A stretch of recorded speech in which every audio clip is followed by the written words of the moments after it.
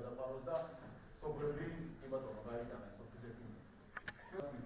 ეს შემოგვიდა წინასწარი ჭირდება, მაგრამ 1000-ი გატარება დასვენებები სულებს კომუნიკება უნდა სადაფარდო.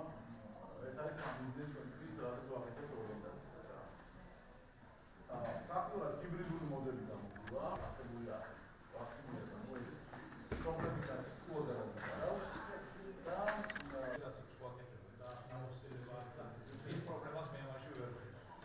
ძირითადი მაინც ერთად ახლა ამ იმაზე ვთქვათ, სადაც შეიძლება ცოტა მეტი რეაქცია ახლოს მოსალოდნელი, მან ვერიდებით, ამიტომ რაც ჰქონდა და ნუ ასევე ფაიზერზეც თავიდან ჰქონდა რომ და ახლა ფაიზერიც რო იქნება მაშინ ხდება მარტო ქუთაისში და თბილისში, მაგრამ ახლა უკვე ეს იყო ცოტა დოზა ჰქონდა 29000 სულ. ახლა უკვე დიდი დოზები რო იქნება, რა თქმა უნდა, ახლა აქ დაგმა აცილიზმი პროცენტი არ იქნება ის, იქიდან თავისუფლად ახლა უკვე შეიცვალა მისი პარკი ამიტომ ეს სოფლის ექიმების მონაწილეობის ფორმა შემდეგ გავშალოთ ეს ვინ ჩამოყალიბდა სოფლის ექიმები პირველ ეტაპზე იცივცე შექმნეს პროტოკოლი რა ეს იქაც შეიძლება ბრიგადაში თანასწორად და შვიდიდან გასასვლელად სადაც ადამიანები ვერ ჩამოვიდნენ. მერებმა და მერებმა განსაკუთრებით ამ ხრივ რომ მივეხმაროთ ჩვენს საგანდაც ეკავენ ტელეფონით და ამის და თუ რაც გეკნება საშუალება ეს ამერიკელი წარნახევარი აქ მოდრა სხვა ხალისებს ნახევარსები ისიც რომ ესეთი პირველი ყავთ სოფლის ექიმებში ჩაუშვით ტესტება და ის ცხელი წერტილები რა თქმა ეს არის ერთ-ერთი ახლა უთხარები დედოფალ გეორგიესთან ერთად აი სხვა რომ ამ ორჯერადი აცლილი ადამიანებისთვის რაღაცა ეტაპზე ვთქვათ გაიხსნას მომენტის საათის გადაიწიოს და მიეცეს ამას იგივე შევლენა აცლილი ადამიანები ამ მოტივაციის გამო მაგრამ აქ კიდევ ერთხელ ვთქვათ რომ რამდენადაც შეიძლება აღირიცხოს აღრიცხული გახდეს საჯარო სექტორში სადღაც 500,000 ადამიანია და იქიდან 400-ზე მეტი 450 საჯარო სექტორში დასაქმებული მარტო 450 როგორც ეპიდემიოლოგია ასევე ვაქცინაციის იმუნიზაციის პროცესიც რო შეაჯამოთ. მოგესალმებით, დიდი მადლობა ჩემთვის პატივია ყოველთვის გურიაში ყოფნა. იცით რომ ჩვენ ახლა სერიოზულად ვემზადებით მთელ ქვეყანაში ვაქცინაციის გასაფართოებლად და ივლისიდან ქვეყანა გადადის მასობრივ ვაქცინაციაზე. მასობრივი ნიშნავს რომ თუ ჩვენ მარტში ვაკეთებდით დღეში 450 აცრას, აპრილში 1200, მაისში 3500, ეხლა ივნისში უკვე ეს დღეები საშუალო გვაქვს 5300. ივლისიდან უკვე პირველი კვირიდან ივლისიდან ჩვენ უნდა ავიდეთ დღეში დაახლოებით 20-25,000 აცრაზე, რომ ის სამიზნე რაც გვაქვს წლის განმავლობაში 1,700,000 ადამიანის აცრა, ანუ 60% მოზრდილი მოსახლეობის მივახცინოთ, რომელიც რთული, მაგრამ სავსებით მიღწევადი ამოცანაა. ამასთან დაკავშირებით ჩვენ რადგან უკვე ძალიან დიდი ალბათობით გარანტირებული ვართ, რომ მასობრივ ვაქცინაციაზე ჩვენი ტიპის ქვეყანა უნდა გადავიდეს, როდესაც ცივსაწყობში ყოველთვიურად სულ მცირე 500,000 დოზა ვაქცინა დევს. და ამის გარანტიები ჩვენ უკვე გვაქვს, რომ 500,000-ზე მეტი დოზა ვაქცინა იქნება ივლისში დაახლოებით მილიონამდე მეტი და შემდეგ ყოველთვიურად შემოვა 4 თვის განმავლობაში დაახლოებით 3,600,000 დოზა ვაქცინა. საუბარია 4 ვაქცინაზე, რომელიც შემოვა. ესენი იქნება, რა თქმა უნდა, ყველა ჯანმრთელობის მსოფლიო ორგანიზაციის მიერ ავტორიზირებული. შემოვა ის გამოცდილი ვაქცინები, რომელიც უკვე ჩვენ ვიყენებთ, ესენია Pfizer-ი, ეს არის იგივე AstraZeneca, ეს გახლავთ Sinovac-ი, Sinopharm-ი და ამას დაემატება მოგვიანებით Johnson & Johnson-ი, ის არის ერთჯერადი ინექციისთვის, დაახლოებით ის შედარებით ცოტა 130,000 დოზაზეა საუბარი და ასევე ახალი ვაქცინა Novavax-ი, ის არის ამერიკული წარმოების, ცოტა სხვა პრინციპზე დამზადებული, მაგრამ ერთ-ერთი ძალიან ეფექტური ვაქცინა. ამიტომ ჩვენ უკვე რადგან გარკვეულად მაღალი ალბათობით გარანტირებულია ეს მასობრივი დოზების ქვეყანაში ვაქცინების ქონა, ჩვენ ეს შემოვლა მთელი რეგიონების დავიწყეთ და აი დღეს დაგვჭა კიდევ ერთი რეგიონი, ანუ მთლიანად გუშინ ვიყავით აჭარაში, დღეს გახლავართ გურიაში, წინა შაბათ-კვირას ვიყავით იმერეთ სამეგრელოში, მანამდე აღმოსავლეთ საქართველოს რეგიონებში და რეგიონებში ადგილზე ვხვდებით სახელმწიფო რწმუნებულებს, მერებს მუნიციპალიტეტის და საჯანდაცვის ხელმძღვანელებს და ასევე სამედიცინო საზოგადოებას.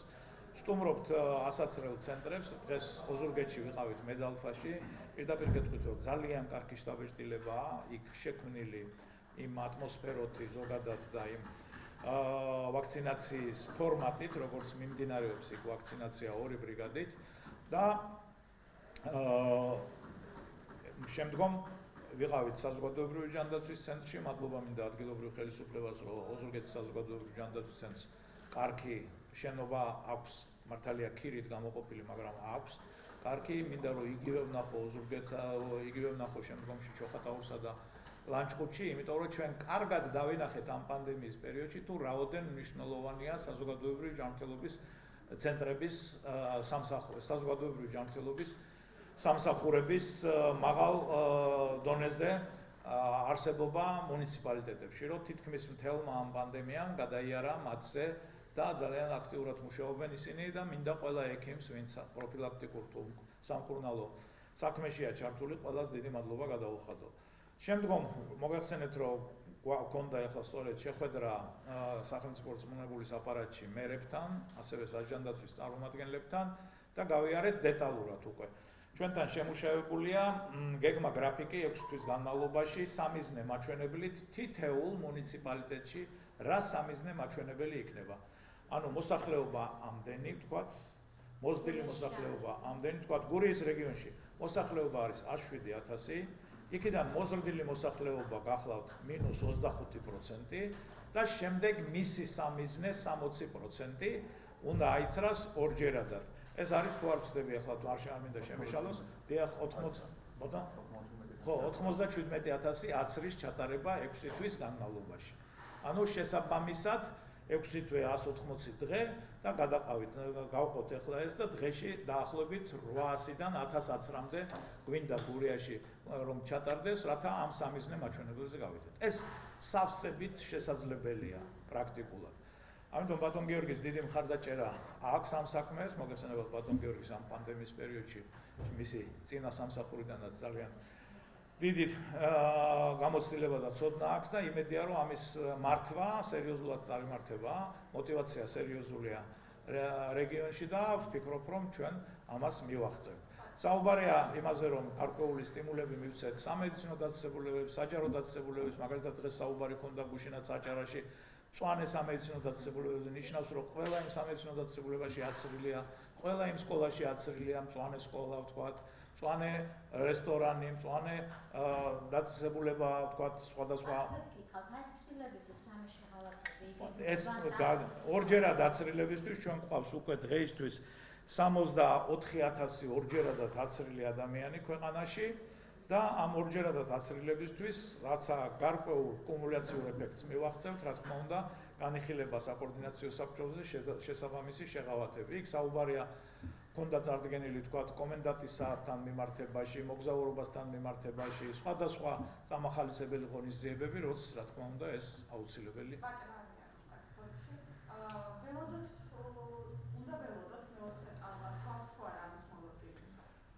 რადგან მთელი მსოფლიო ელოდება რომ შეიძლება იყოს, ჩვენც უნდა ალბათობა ამისი არის. მაგრამ თუ ჩვენ დავიცავთ ყველა წესს და ყველა რეკომენდაციას და ავიცრებით აი ეს ივლისი, აგვისტო, სექტემბერი მაქსიმალურად ქვეყანაში დარწმუნებული იყავით, რომ თუ იქნა, ეს იქნება ძალიან სუბუქი. საფრთხეში სეზონის დროს დაწესდება თუ არა რაიმე შეზღუდვები, კიდევ ეს იქნება ეს შევამბობთ ამის კურსს თulis ყოფნა შემთხვევაში ფართომასშტაბიანი კონცერტები გამართება თუ არა, რაიმე შეზღუდვები აქვს დაწესდება. ჩვენ დღეს ეპიდსიტუაცია გეტყვით რეზუმეს სახით, რომ ეპიდსიტუაცია ქვეყანაში უმჯობესდება.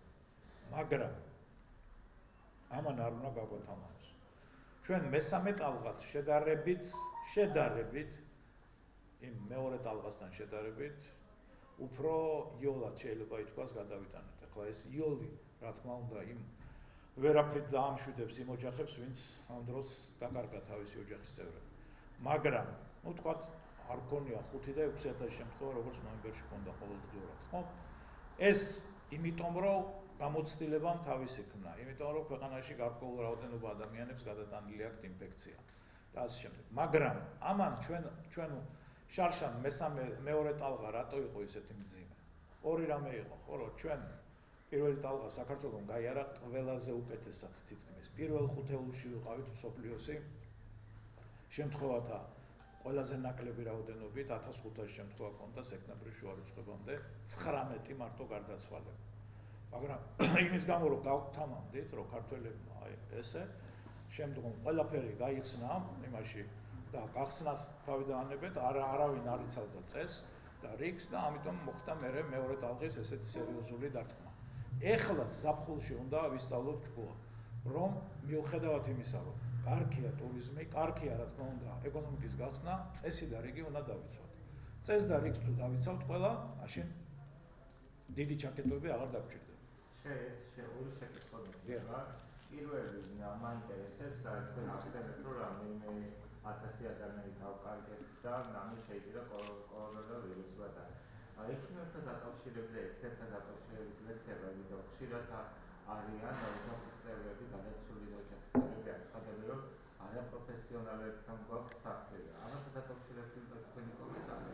თქვენ როგორც ძალიან გადასადებია ეს კადრები, ექიმები და ექიმები და ასე ბატონმა გიორგი, ჩვენ სანამდე პრესკონფერენციაზე შემოვიდოდით, განაცხადა, რომ ძალიან მალე გუნდაო დაუბრუნდესო მწვადი ბარათიო გურიასო და ანდრია შესაძლებელია ისო კითხვა ორივეს მიმართებაში მეკდება და უახლოეს თვეში, ანუ დოქტორში დაახდით შეიძლება თორე ეს სასწავლი მოხდეს.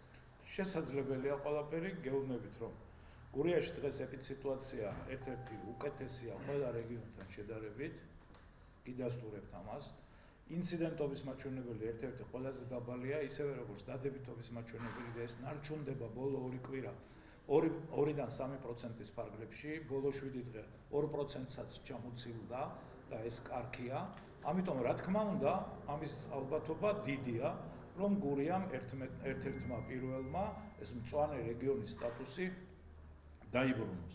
მით უმეტეს თუ ეს არ არის დიდი რეგიონი, შეგვიძლია ამ კარგი ორგანიზებულობით და დამყოლობით აუცილებლად დიდი რაოდენობა მოსახლეობის და ეს თავისუფლად შესაძლებელია მომავალი 3-4 თვის განმავლობაში. რაც შეეხება თქვენს პირველ კითხვას ექიმებთან დაკავშირებით, მოგეხსენებათ, მე ძალიან დიდი დამცველი ვარ სამედიცინო საზოგადოების, სხვანაირად არ შეიძლება. სამედიცინო საზოგადოება გახლავთ ერთ-ერთი ყველაზე გამორჩეული საზოგადოება ქვეყანაში, რომელმაც უდიდესი როლი ითამაშა ქვეყნის განვითარებაში, მისი ყველა კრიზისული სიტუაციის დროს იყო პირველი.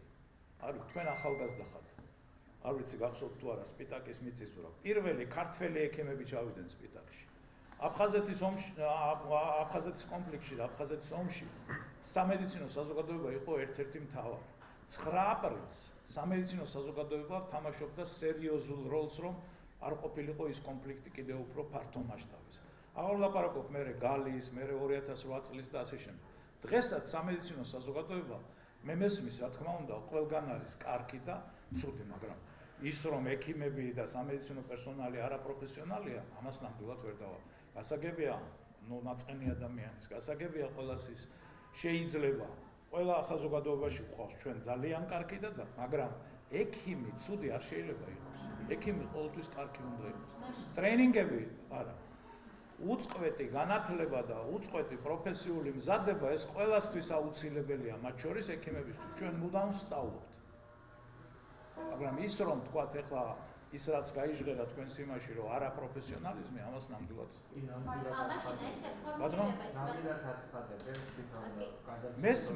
მესმის შეიძლება ხდება შემთხვევები მაგალითად რომ დაგვიანებული მიმართავენ ესეთი შემთხვევებიც ყოფილა ანუ ობიექტურობისთვის ამასაც ვიტყვი მაგრამ ძალიან ბევრი ადამიანი მოგმართავს და ეს თქვენი თქონი უცნობი არ იქნება. არა, რა თქმა უნდა, მე თითოეული შემთხვევა ვიცი, როდესაც ეს გადის შესაბამის პროფესიულ საბჭოზე, სადაც იხილება და წლის განმავლობაში იცით, რამოდენიმე ათეულ ექიმს უჩერდება ლიცენზია, უჩერდება სერტიფიკატი, და ეს, რა თქმა უნდა, სამედიცინო შეცდომა ეს არის სამედიცინო მოღვაწეობის და საექიმო მოღვაწეობის თანამდები. სამწუხაროდ ხდება ეს სამედიცინო მოღვაწეობაში, რომ შეიძლება მოგივიდეს სამედიცინო შეცდომა, მაგრამ სამედიცინო დანაშაული კიდე სხვა რამეა, რაზეც თქვენ მეკითხებით. დიახ, აცრა ყოველთვის ნებაყოფლობით.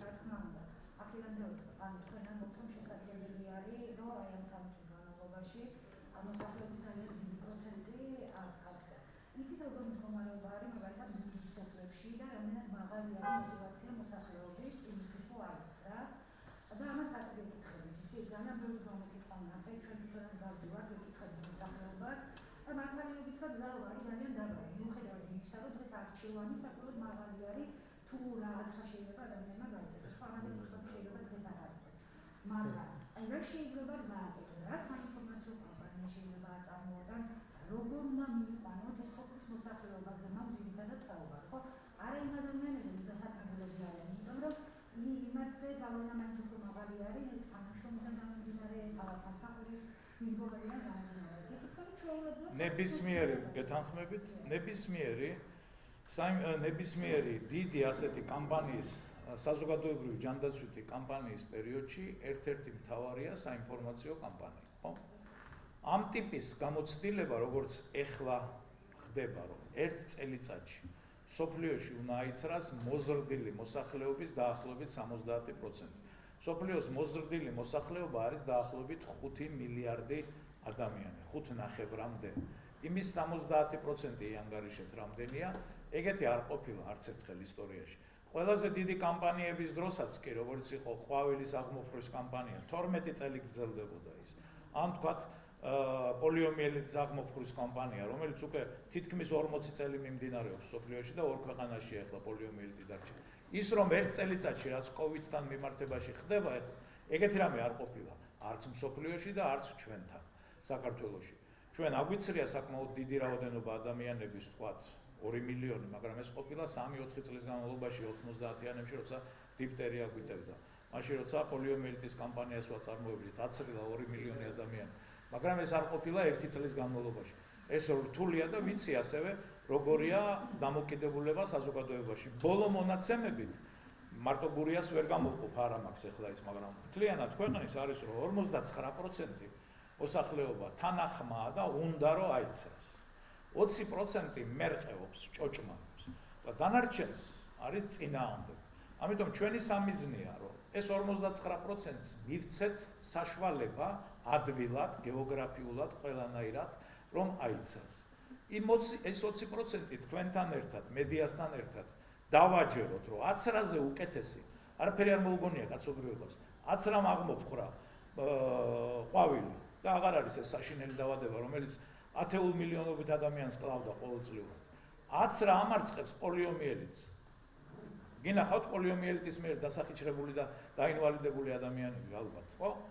ამარცხებს პოლიომიელიტს, აცრა ამარცხებს წითელას, აცრა ამარცხებს ცოფს, აცრა ამარცხებს ბევრ დაავადებას და მათ შორის აცრამ უნდა დაამარცხოს COVID. ამიტომ ამაში თქვენთან ერთად ის 20% უნდა დავაჯეროთ და სერიოზულად უნდა ვიმუშაოთ დანარჩენ 30%-თან. რამდენიმე დღის წინ სოციალური ქსელი გავრცელდა ერთ-ერთი მამაოს ვიდეო, სადაც ის ამბობს, რომ რაღაც დაუჯერებელ ფაქტებზე, რაღაც ბუთურის დაჭერებზე და ასე შემდეგ. ზოგადად ვიცით, რომ ეკლესია არ არის მოტივირებული მასზე და არ მოუწოდებენ ისლამს. ვერ დაგეთანხმებით, ვერ გავავრცელებ მე ამას. ვერ გავავრცელებ მე ამას საქართველოს ეკლესიაზე, რომელიც არის ერთ-ერთი უპირველესი ინსტიტუცია ქვეყანაში და ყველას მიერ პატივცემული. მაგალითს მოგიყვანთ, გუშინ მე შეხვდა ჩემთან ერთად ჩვენ გუნდს შეხვედრა ჰქონდა მეუფე დიმეტრისთან, აჭარის ეპარქიის მეუფესთან. ძალიან საინტერესო შეხვედრა იყო. იცით რომ თვითონ მეუფე დიმეტრი აიცრა საჯაროდ და აჩვენა ხალხს რომ და რამოდენიმე მაღალი იერარქიის საეკლესიო პირი არის აცრილი. ჩვენ სერიოზულად მუშაობთ საპატრიარქოსთან და ზოგადად ჩვენს ეკლესიასთან ამ საკითხთან დაკავშირებით. ამიტომ ის რომ ვიღაცამ ერთეულმა რაღაც თქვა, ამას ვერ გავუკეთებთ ექსტრაპოლირებას ყველას. ბატონო, გიორგის თემაზე მაინტერესებს, აი ყოველდღიურად გადაცვლების რაოდენობა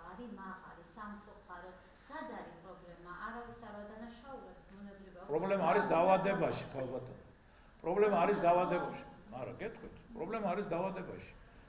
COVID-ით სიკვდილიანობა არის 2.1% გლობალური მაჩვენებელი. საქართველოში COVID-ით სიკვდილიანობა გვაქვს 1.4%. რაოდენობა მესმის, ჩვენ ამას არც მალავდით, ვამბობდით, რომ ჩვენ პიკი გქონდა მაისის, ყველაზე მაღალი პიკის ის იყო 17 მაისს, მანამდე პიკურ პერიოდში ვიყავით 2 კვირა, შემდეგ წამოვიდა დაბლა. ამას ყოველთვის ვამბობთ, ეს წეს ასეთი გარკვეულად ეს ასეთ ჩამოყალიბებული მიმდინარეობაა, რომ პიკური პერიოდიდან სადღაც 2-3 კვირის განმავლობაში გაქვს ყველაზე მაღალი სიკვდილიანობა და მერე ეს იკლებს. ეხლა თანდათანობით სიკვდილიანობაც უკან მოდის. ამიტომ ვამბობთ, რომ უნდა დავიცვათ ის წესი და რიგი და ამიტომ გეუბნებით, რომ დღეს რომ 700 შემთხვევაა, ეს არ არის ცოტა. 700 შემთხვევა სამწუხაროდ ნიშნავს იმას, რომ სულ მცირე 1% ადამიანს, სულ მცირე დაგეღუპება. ამიტომ უნდა დავიცვათ ყველა მის წესი და ამიტომ გეუბნებით იმას, რომ ყველაზე მძიმე ინდიკატორი რაც არის სიკვდილიანობა 5000 ადამიანი ერთი წლის განმავლობაში 3.700.000 ადამიანი სოფლიოში დაიღუპა ერთი წლის განმავლობაში და შეფასებითი მაჩვენებლით ეს არის დაახლოებით კიდევ არა 7 მილიონამდე, ანუ 3.7 არის დადასტურებული, მაგრამ როგორც აფასებენ უფრო მეტია. ამიტომ უნდა გაკეთდეს ყველაფერი, რომ ეს რაოდენობა ახალი შემთხვევებისა შემცირდეს. რა თქმა უნდა, აქ ამ სიკვდილიანობაში აქვს მნიშვნელობა დაგვიანებულ მიმართვას, აქვს მნიშვნელობა სამავთყოფოში შეიძლება იყოს გარკვეული მართვის პრობლემებიც, მაგრამ მთავარი და მთავარი მაინც ეს არის მაღალი ავადობა. პატრონები, ბოლო კითხვა მაქვს, როგორია ქვეყნის მასშტაბით იმუნიზაციის პროცესის მიმდინარეობა ამჟამად? ამჟამად, როგორც გითხარით, ციფრებით გითხარით, მაგრამ ეს რომ ჩვენ მარტში ქონდა ყოველდღიურად 450, აპრილში 1200, მაისში 3500, ეხლა 5300, ანუ ზრდა არის, მაგრამ ეს არ არის დამაკმაყოფილებელი, გვინდა მეტი და ამიტომაც გეგმავთ, რომ მასობრივ იმუნიზაციაზე გადასვლას, სადაც დაგვჭირდება 20-დან 25000 ადამიანის აცრა ყოველდღიურად.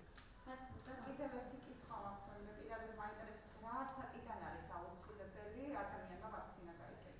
ამ ეტაპზე ყველა ვაქცინა, გარდა Pfizer-ისა, დაშვებულია 18 წლის ზემოთ.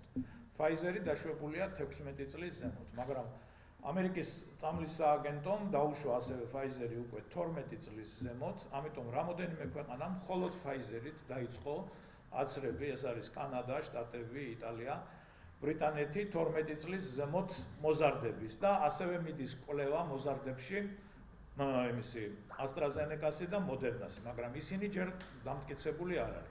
ასევე სერიოზული კვლევა ჩატარდა Sinovac-ზე 3 წლიდან ზემოთ. ძალიან დამაიმედებელი პირველი და მეორე ფაზის კვლევები, ეხლა აკეთებენ ჩინელები მესამე ფაზის კვლევას Sinovac-თან დაკავშირებით და დიდი ალბათობით ალბათ ამ წლის განმავლობაში მოზარდებში დაიწყება და შეიძლება შემდგომ ბავშვებშიც აცრები. ჩვენ მივყვებით, რა თქმა უნდა, აქ ჯანმრთელობის მსოფლიო ორგანიზაციის რეკომენდაციებს. როგორ გადაწყვეტილებასაც მიიღებს ჯანმრთელობის მსოფლიო ორგანიზაცია, ჩვენც მერე შესაბამისად